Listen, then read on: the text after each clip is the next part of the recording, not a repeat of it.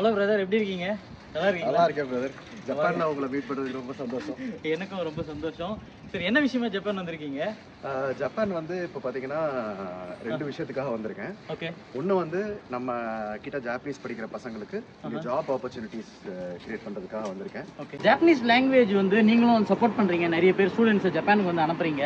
So அது மட்டும் இல்லாமல் ஃப்ரெஷர்ஸ் மட்டும் இல்லாமல் நீங்கள் வந்து எக்ஸ்பீரியன்ஸ் பீப்புளையும் வந்து அனுப்பி இங்கே டைரெக்டாக வந்து ஜாப் ஃபேரில் வந்து அவங்களை என்கேஜ் பண்ணி அந்த மாதிரியான ஜாப் ஆப்பர்ச்சுனிட்டிஸ் என்ன மாதிரியான ஒரு பொட்டென்ஷியல் இருக்குங்க? ஸோ பார்த்தீங்கன்னா எக்ஸ்பீரியன்ஸ் பீப்புளுங்கும் போது கொஞ்சம் யங்காக இருந்தாங்கன்னா பெட்டரு. ஓகேனா நான் சஜஸ்ட் பண்ணுறது பிலோ 25 பிலோ 30ல இருந்தாங்கன்னா ஓகே, அவங்க வந்து ஒரு 3 இயர்ஸ் 2 இயர்ஸ் எக்ஸ்பீரியன்ஸ் இருக்குது, ஒரு 4 இயர்ஸ் எக்ஸ்பீரியன்ஸ் இருக்குது. இந்தியாவில் என்னால் ஒர்க் பண்ணிக்கிட்டே ஜாப்பனீஸ் படிக்க முடியல, ஏன்னா 2 ஒர்க் ப்ரெஷரையும் ஸ்டடி ப்ரெஷரையும் ஹேண்டில் பண்ண முடியலன்னு இருக்கிறவங்க ஜப்பானில் வந்து லாங்குவேஜ் ஸ்கூலில் ஜாயின் பண்ணி படிக்கலாம். ஓகே. ஜாயின் பண்ணி படிக்கும்போது படிச்சிட்டாங்கன்னா அதுக்கப்புறம் வந்து அவங்களுக்கு வந்து இங்கே நிறைய ஆப்பர்ச்சுனிட்டிஸ் இருக்குது. Okay. So normal job opportunities அவங்க பழைய இந்தியாவில் இருந்த எக்ஸ்பீரியன்ஸும் யூஸ் ஆகும். ஓகே. அதை வச்சு அவங்க இங்கே வந்து ஜாப் வாங்கிக்கலாம்.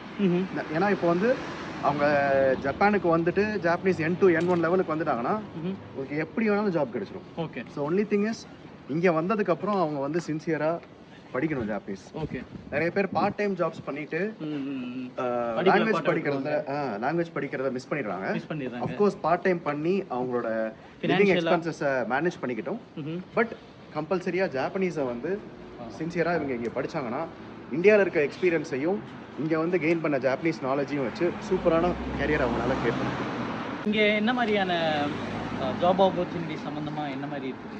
இங்கே பார்த்தீங்கன்னா ஃப்ரெஷரில் இருந்து சீனியர் மேனேஜர் டைரக்டர் லெவல் வரைக்கும் ஆப்பர்ச்சுனிட்டிஸ் இருக்குது. ஓகே. எல்லா லெவல்கிட்டையும் நமக்கு கிளைண்ட்ஸ் இருக்காங்க. ஓகே.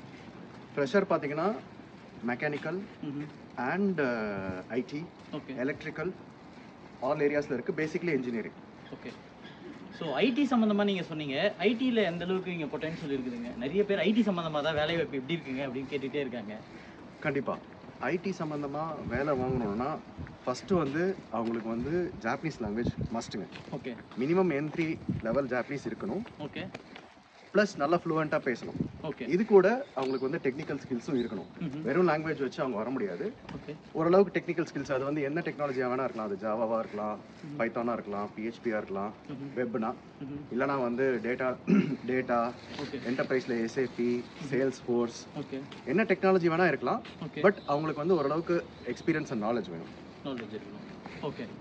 ஸோ நிறைய பேர் என்கிட்ட சொல்கிறது என்ன தெரியுங்களா, ஜப்பானில் இருக்கிறவங்களே நான் சாஃப்ட்வேர் இண்டஸ்ட்ரியில் தான் ப்ரோ இருக்கேன், பட் ஆனால் வந்து எனக்கு இங்கிலீஷ் இருந்தாலே என்னால் சர்வை பண்ணிக்க முடியுது, நீங்கள் ஏன் எனக்கு வந்து ஃபோர்ஸ் பண்ணுறீங்க, நிறைய பேருக்கு ரெக்கமெண்ட் பண்ணுறீங்க ஜாப்பனீஸ் படிங்க அப்படின்னு வந்து கேட்குறாங்க. ஸோ அவங்களுக்கு அந்த மாதிரியான நாட்களுக்கு உங்களுடைய கருத்து என்ன மாதிரி இருக்கும்? ஸோ வெறும் இங்கிலீஷ் வச்சு இங்கே சர்வே பண்ணுறது, இன்றைக்கி ஒரு நல்ல கம்பெனி, அதுக்கு நிறைய ப்ராஜெக்ட்ஸ் வந்துக்கிட்டு இருக்குது, எல்லாம் ஸ்மூத்தாக போயிட்டு இருக்க வரைக்கும் பிரச்சனை இல்லை. ஓகே. ஒரு நாள் அங்கே வந்து இப்போ இருக்கிற கம்பெனியில் சிச்சுவேஷன் பேட் ஆச்சுன்னா அவங்க அடுத்த ஜாப் கண்டுபிடிக்கிறது ரொம்ப ரொம்ப சிரமம்.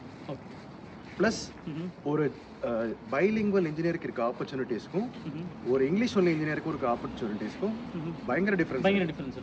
பைலிங்குவல் ஆப்பர்ச்சுனிட்டிஸ் 10 இருந்துச்சுன்னா இங்கிலீஷ் ஒன்லி 1 தான் இருக்கும். ஓகே. ஜாப் ஆப்பர்ச்சுனிட்டிஸ் பற்றி சொல்லிட்டேன் நான். ஓகே. இப்போ அடுத்தது பார்த்தீங்கன்னா நம்ம கரூரில் வந்து ஒரு ஐடி கம்பெனி ரன் பண்ணிக்கிட்டு இருக்கோம். ஓகே. ஒரு 20 இன்ஜினியர்ஸ் ஒர்க் பண்ணிட்டு இருக்காங்க. அதில் 4-5 பைலிங்குவல்ஸ் இருக்காங்க. நம்ம ஜப்பான்லேருந்து அவுட் சோர்சிங் மெத்தடில் ப்ராஜெக்ட் எடுத்து இந்தியாவில் ஃபுல்லாக எக்ஸிக்யூட் பண்ணி கொடுத்துருக்கோம். ஓகே. இது வரைக்கும் ஒரு 5-6 ப்ராஜெக்ட்ஸ் பண்ணியிருக்கோம். இந்த customers are very very satisfied.